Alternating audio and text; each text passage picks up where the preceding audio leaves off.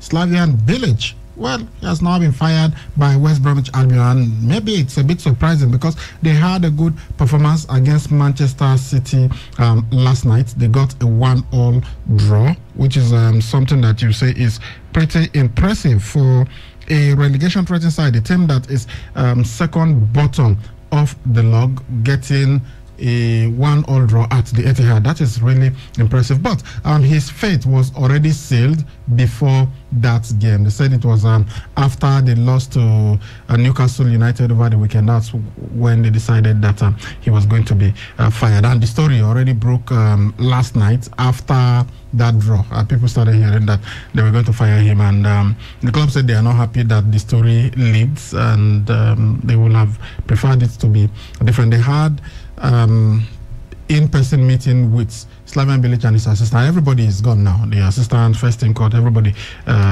is gone because of West Bromwich Albion. They feel that Slavian Village will not be able to turn things around, and that's why they fired him. Well, it's not only managers that can be fired by clubs. Players can also get the boot, and this is what has happened right now to KV Ostende goalkeeper from Cameroon, Fabrice Ondua. His contract has been terminated, and this is because they allege that he organized a party during Belgium's ongoing COVID-19 lockdown. And you wonder, why do people get themselves involved in things like this? Fabrice Ondua insists that he's innocent and they didn't hear from him, they just took action. But sometimes you've got to wonder, before you will, why will you even allow yourself to come close to anything like this? We've seen it happen in England. We've seen it happen with other celebrities, particularly musicians, entertainers. These things tend to happen, and right now it has led to Fabrice Ondua losing his job as goalkeeper at a Belgian club. Cameroon, well, they are set, we hear, to host the 2020 African Nations Championship, which of course will be taking place in 2021. But the team that will represent them, they are called the Intermediate Lions. You know that the men's national team are the Indomitable Lions. The team that represents them from their domestic league, CHAN is only open for players that are plying their trade in their country's domestic league. So these guys are called the Intermediate Lions, and the country might be ready, but it seems that that team, they are not in the best shape right now to play in this competition. Good evening. Welcome to Sports Fiesta. It is live on 92.7 KUFM, Benin City. My name is Saliu Ibrahim. They call me the Sports Ibracadabra because I do sports presentation and analysis with a touch of magic. Sanufe Francis, the sports Berlusconi, is also here. Francis, let's begin in England.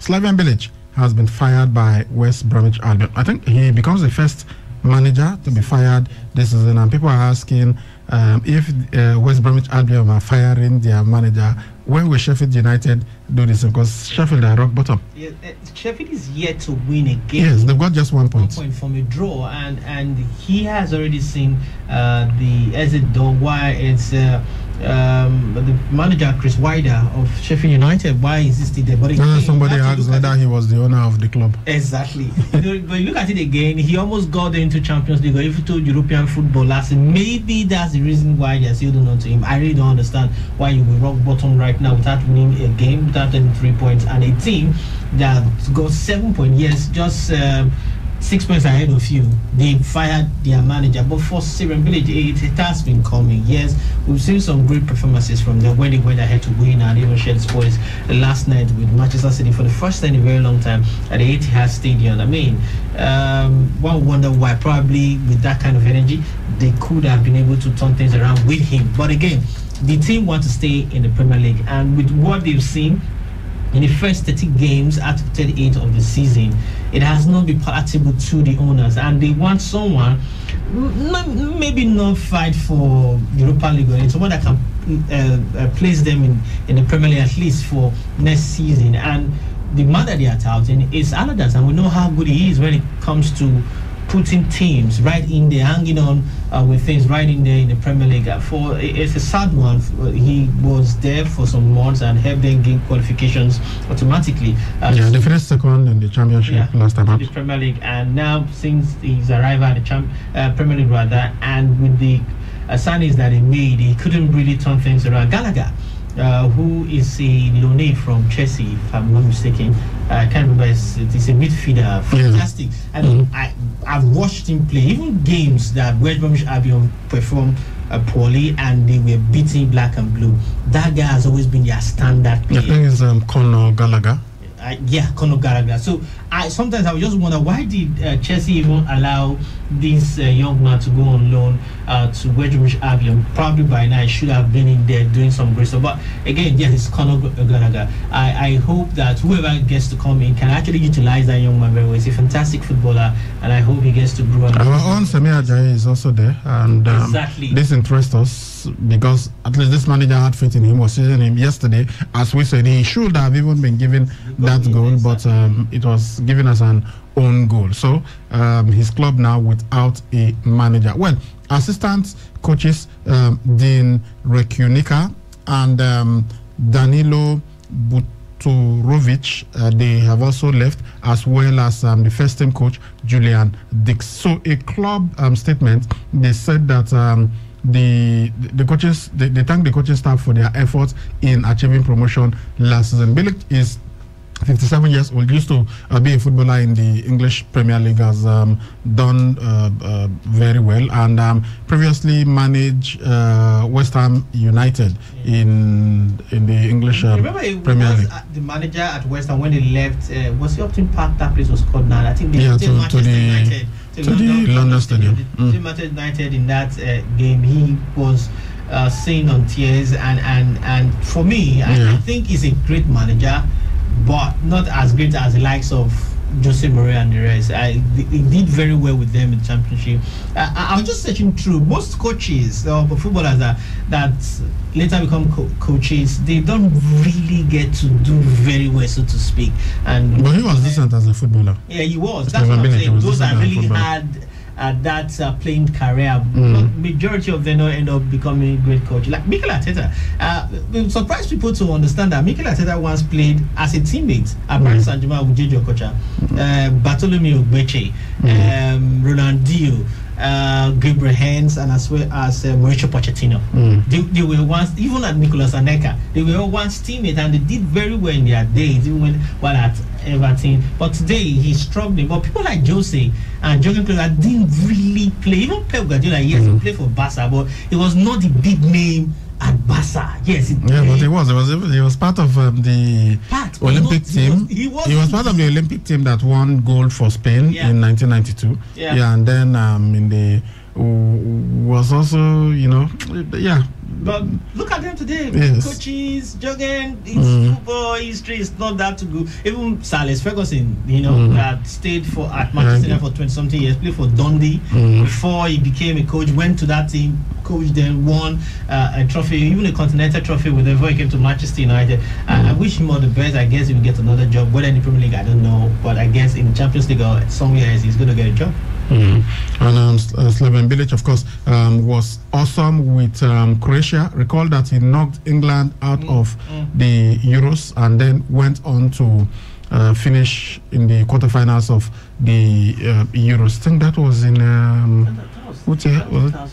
2000 and was it 2008? No, I think it was the 2008 Euros. The 2004 competition, England qualified. They got to the quarterfinals where they were beaten by France. 2008. Right? Was it? No, France beat them in the group stages. Yeah, but they lost.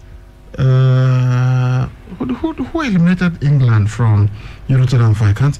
Can't recall exactly, but I know that they went there, did well. Wayne Rooney was awesome in that competition. As a young boy just coming up then, he was really fantastic. But Slaven Bilic became a household name when he eliminated England from the Euro qualifiers. That was in 2000, the qualifiers for 2008 It was 2008. Then he went on to reach the quarterfinals. And he has also managed at Hajduk Split, Lokomotiv Moscow, Besiktas, and Al Ittihad. And that is the way it is as a manager. If you do not get the results that your employers want, you will get fired. All right, let's go to another player. Well, another person that has been fired by a football club, but this time it is not a manager, it is a player. KV Ostende, goalkeeper, well, he's the second choice goalkeeper, Fabrice Ondua. His contract has been terminated with immediate effect after he organized a party during Belgium's ongoing COVID-19 lockdown. Well, according to the club website, let me quote what they said. During the night from Saturday to Sunday, the Ostend police were called up because of noise nuisance in the apartment building of Fabrice Ondua in the Koningrassat. It turned out to be a lockdown party in which 10 people violated all corona measures. When the police arrived, they were also verbally harassed by the revelers, and 11 police reports were drawn up. This is what the club is saying on their website. But Ondua said he's not happy with the way the club handled the situation and that he didn't organize a lockdown party. And let me quote him now. He, on his social media page, he said, "I just heard the news this Tuesday afternoon in an email almost at the same time as the press. They are taking such a serious decision without even bothering to hear me. I just got a letter from their lawyer. It is scandalous. If they had bothered to invite me to explain, they would have understood that I have done nothing wrong. I have not organized anything at all, and it sure wasn't a lockdown party."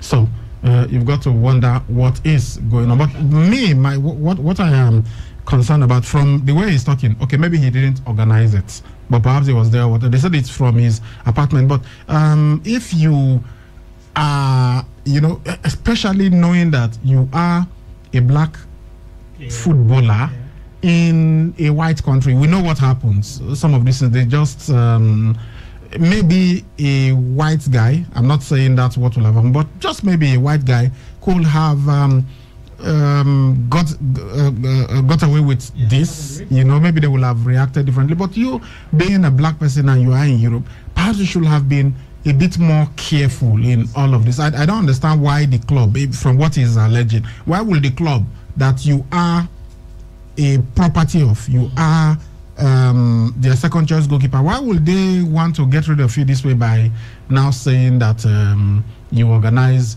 a party? But from what we are even getting, the police filed 10 different reports. The police that came there were filing reports about what happened in his apartment, because they said apart from the violating of the COVID-19 lockdown rules, when the police came, they were also verbally harassed.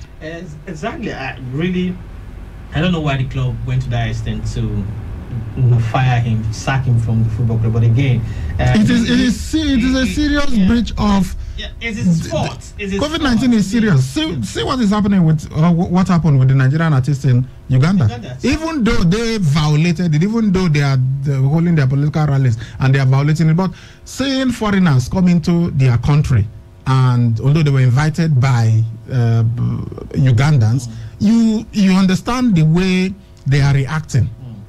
They may not have done it if those guys have been, citizens of their country. Sure. It might be unfair given that they were invited, but see what they are now saying, that this thing is serious and you ought to have known better, and you are coming to our country to do this, especially when you had Ugandan artists saying that they have been prevented from performing, that they even gave grants to other sectors of the society, but they ignored artists. Now you have 2 artists being invited from Nigeria, and they came there and they performed. It was of course Nigerian artists going there. It's going to be full.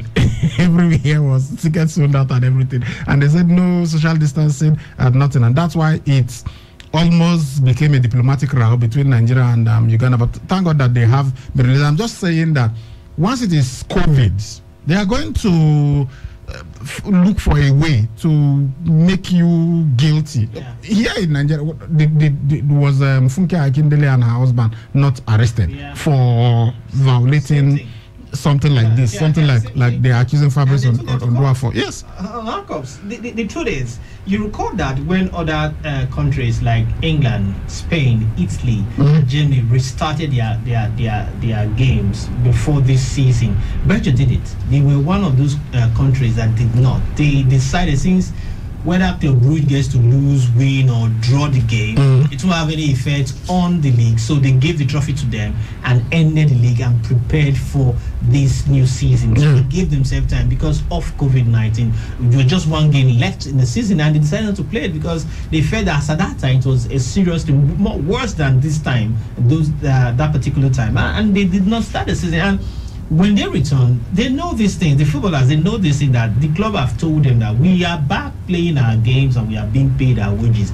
But it's not as if we are more important than those at home, but because we want to keep those at home entertained, not to die of boredom and stuff like that. That's why you guys are back and you are playing, and the fans aren't back at the stadium just yet. I think he should blame himself.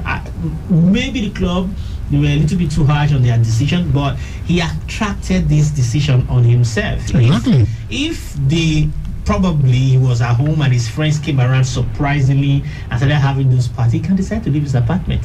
Yeah, no, not leave his apartment, but ask them to leave and tell them, look. Ask your friends to say, "We not go come out. What happen?" You can walk away. You can even call the authorities. See, look at what is going on. But me, I'm not there. Look at what I told them. And maybe if when the police arrived, if they are just okay, let us take it. You remember that a couple of days ago there was this situation involving Seun Kuti.